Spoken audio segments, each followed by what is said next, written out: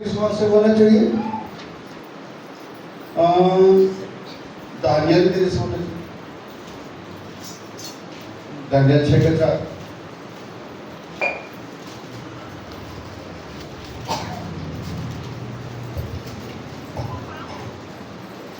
तब अध्यक्ष और अधिपति राजकार्य के विषय में दानियल के विरुद्ध दोष ढूंढने लगे, परंतु वह विश्वास योग्य था और उसके काम में कोई भूल या दोष न निकला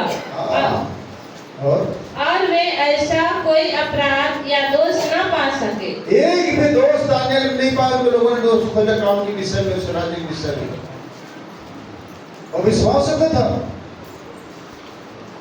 तो हम कैसे विश्वास योग्य हैं? दानियल के जैसे।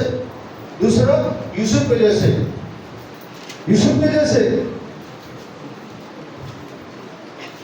हालेलुया।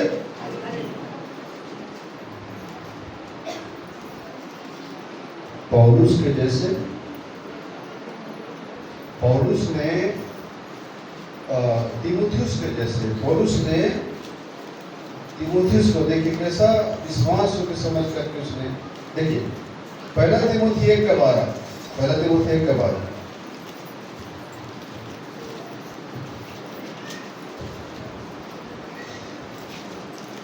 मैं अपने प्रभु यीशु का, जिसने मुझे सामर्थ्य दी, धन्यवाद देता हूँ कि उसने मुझे विश्वास योग्य समझकर अपनी सेवा के लिए ठहराया।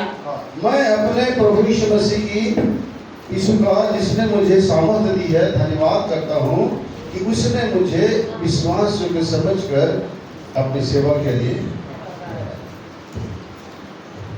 पौलुस विश्वास योग्य था, इसलिए परमेश्वर उसे सेवा के लिए ठहराया।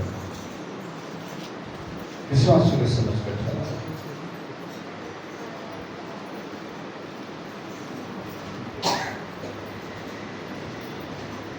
तो परमेश्वर पिता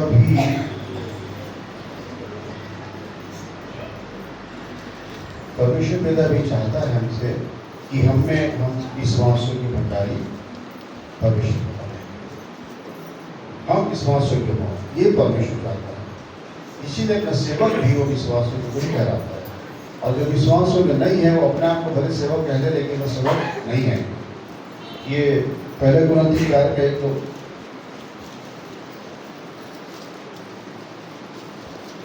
पहले कुरिन्थी 4:1। मनुष्य हमें मसीह के सेवक और परमेश्वर के भेदों के भंडारी समझे। मनुष्य में मसीह के सेवक और परमेश्वर के भेदों के भंडारी समझे। और आगे फिर यहाँ भंडारी में यह बात देखी जाती है कि वह विश्वास योग्य हो। विश्वास योग्य हो। भंडारी मतलब जिसको सब कुछ सौंपा गया है, भंडार सौंपा गया है, सब कुछ सौंपा गया है, वो कैसा होना चाहिए? विश्वास होना चाहिए। तो प्रियो, परमेश्वर भी सेवक चुनता है विश्वास योग्य, और भंडारी चुनता है विश्वास योग्य। जो है वही उनकी दृष्टि में सेवक कहलाते हैं। और यह गुण तीमुथियुस में देखा था पौलुस ने। तीमुथियुस में विश्वास योग्यता का गुण देखा था। पहला कुरिन्थी 4:17।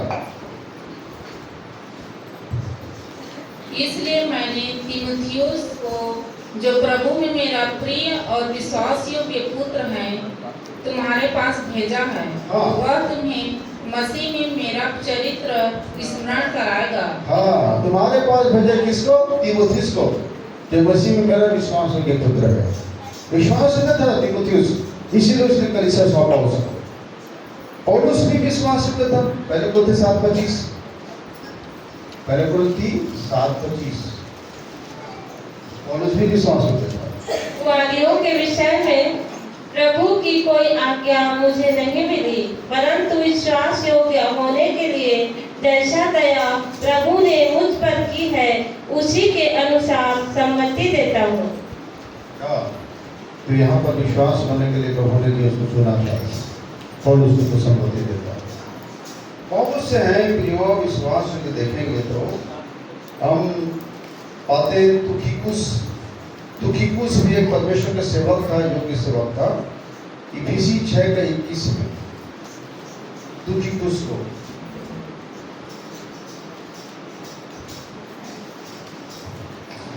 इफिसी 6:21 तुखिकुस जो प्रिय भाई और प्रभु में विश्वास योग्य सेवक है तुम्हें सब बातें बताएगा कि तुम भी मेरी दशा जानोगे कि मैं कैसा रहता हूँ। हाँ, ये विश्वास योग्य सेवक है तुखिकुस। ये कुलिसी 4:7 में भी है, मत पढ़ना, कुलिसी 4:7 में भी है। और एक और सेवक है इपफ्रास, ये भी विश्वास योग्य सेवक है। कुलिसी 1:7, कुलिसियों 1:7, इपफ्रास। उसी की शिक्षा तुमने हमारे प्रिय सहकर्मी इपफ्रास से पाई, जो हमारे लिए मसीह का विश्वास योग्य सेवक है। हाँ, इपफ्रास विश्वास योग्य सेवक। और एक और सेवक है उनेसिमुस। ये उनेसिमुस भी विश्वास योग्य दास था। ये कुलिसी 4:7, कुलिसी 4:7 और 9। प्रिय भाई और विश्वास योग्य सेवक तुखिकुस जो प्रभु में मेरा सहकर्मी है मेरी सब बातें तुम्हें बता देगा। उसके साथ मैंने उनेसिमुस को भी भेजा है, जो विश्वास योग्य और प्रिय भाई और तुम ही में से है। ये बातें यहाँ की सारी बातें बता देगी। पौलुस जिसको भी भेज रहा है वो बहुत विश्वास योग्य है। ये लोग बहुत विश्वास योग्य थे। परमेश्वर का विश्वास योग्य व्यक्ति चाहिए।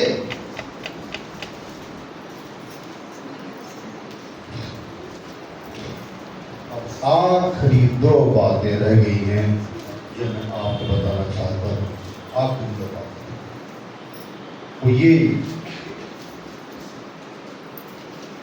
वो ये कि हम अविश्वास योग्य रह जाएं तो रह जाएं, हम भले अविश्वास योग्य हो जाएं, लेकिन परमेश्वर विश्वास योग्य बना रहता है। वो कभी अविश्वास योग्य नहीं बनता, वो कभी विश्वासघाती नहीं बनता। हम भले अविश्वास योग्य हो जाए, वो नहीं बनता। यह आखिरी बात हम देखने जा रहे हैं 2 तीमुथियुस 2:13 में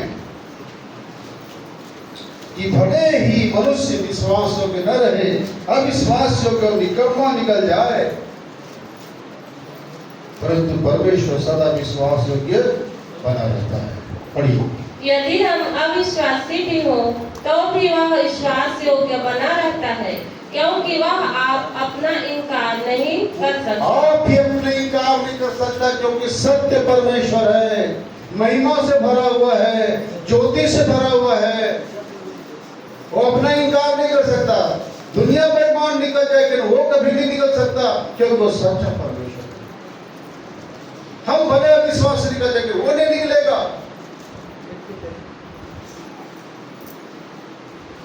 आ रहे समझ में? प्रियो, अगर आप विश्वास योग्य हैं तो परमेश्वर का वाचा आपके साथ पीढ़ी से पीढ़ी चलेगा। आपकी पीढ़ी भी विश्वास योग्य रहेगी। अगर आप विश्वास योग्य तो जीवन भर परमेश्वर आपके साथ वाचा विश्वास योग्य रहेगा। वो कभी परमेश्वर आपके प्रति अविश्वास योग्य नहीं रहेगा।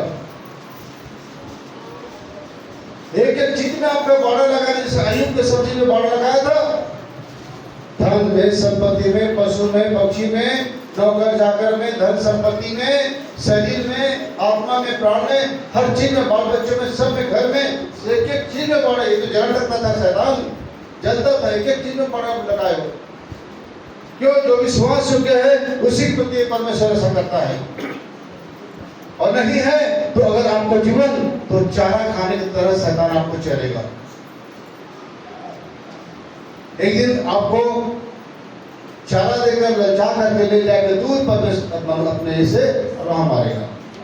तो इसलिए आप परमेश्वर के प्रति विश्वास रख रहे हैं। आखिरी बात हम प्रभु यीशु मसीह के बारे में देखते हैं कि हमारे प्रभु यीशु के समान आप बनिए। हमारे प्रभु यीशु मसीह के समान आप बनो, जो अपने नियुक्त करने वाले के लिए विश्वास योग्य था। यीशु मसीह अपने नियुक्त करने वाले के प्रति उसको नियुक्त कौन किया था? परमेश्वर पिता। भेजा कौन था? परमेश्वर पिता। उसके प्रति वो ईमानदार और विश्वासयोग्य था। हमारा सेनापति, हमारा सेनापति, हमारा प्रभु, हमारा बचाने वाला खुदा, हमारे लिए प्राण देने वाले प्रभु, हमें क्षमा करने के लिए अपना हमारा आधा का हमारे गुनाह अपने को लेने वाला प्रभु, वो अपने भेजने वाले पति विश्वासयोग्य था। तो हम मसीही कहलाते हैं। हम क्या कहलाते हैं? मसीह मतलब मसीही। वो मसीही है, वही है। वो कह जा रहे हैं हम कितने विश्वासयोग्य, एक दूसरे की बात याद रखिए। पीठ पे छुरा मांगना आसान है, धोखा देना लोगों को, लेकिन प्रभु में आने के बाद आपका जीवन धोखा देने का नहीं होता है, विश्वासघात क्यों? सच्चा है। समय थोड़ा बचा हुआ है, कम समय बचा हुआ है, एक कम समय है प्रभु के आने का, बहुत दिखता है। संसार की स्थिति बहुत बुरी तरह से जा रही है, हम बहुत ज़्यादा समय में के लिए नहीं बचे हुए।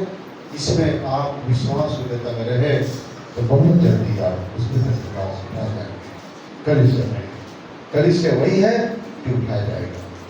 तो इब्रानी 3 का 1-2 को पढ़ें। इब्रानी 3 का 1-2 पढ़ें।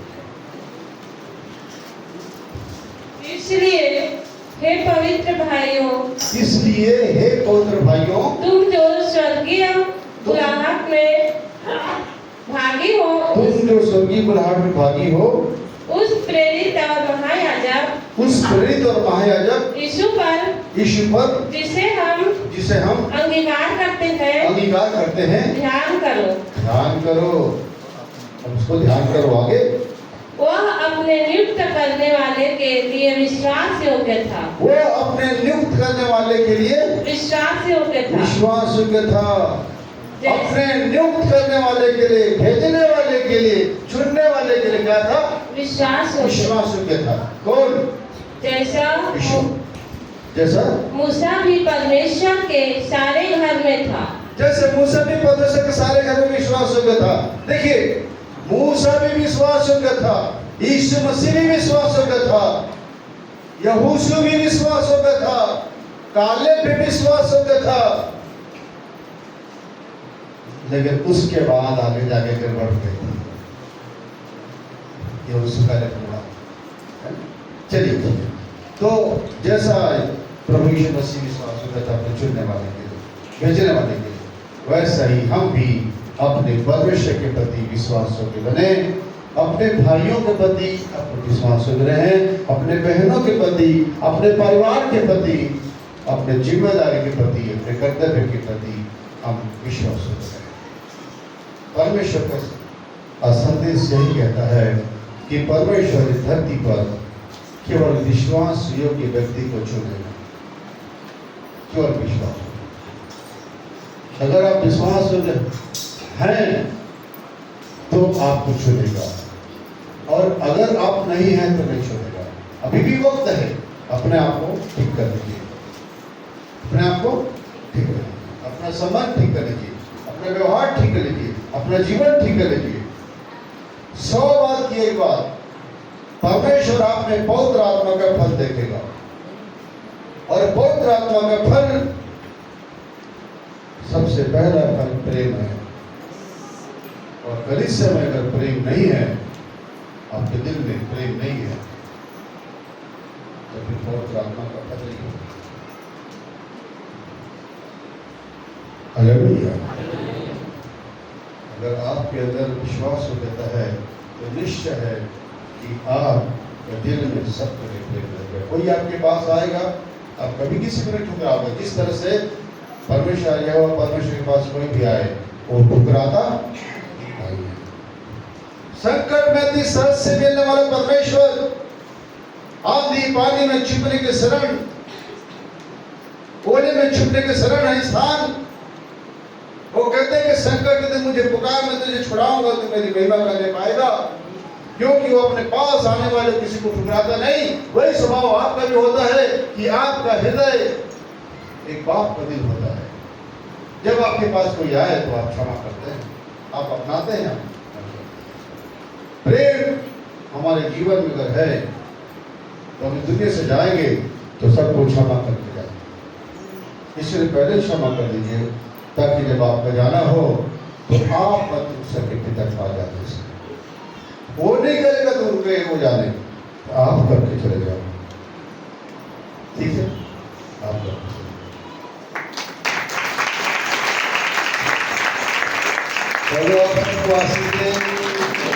आज के वचन के द्वारा आप आशीषित हो जाओ और ये वचन आपकी आत्मा को के अंदर समाए कि आपको विश्वास हो गया।